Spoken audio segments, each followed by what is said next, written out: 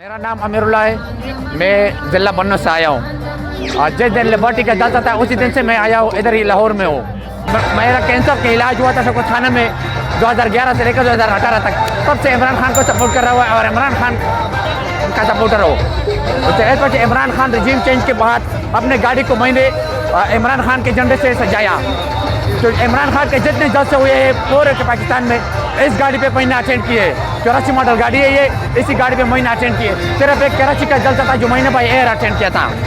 अभी मतलब लाहौर तीसरी मरतबा आया हो इसी गाड़ी पे इमरान खान से मिलने के लिए भी। अभी इधर ही रहो, जब से इमरान खान से मुलाकात न होगी तब से मैं इधर लाहौर में ही हूँगा।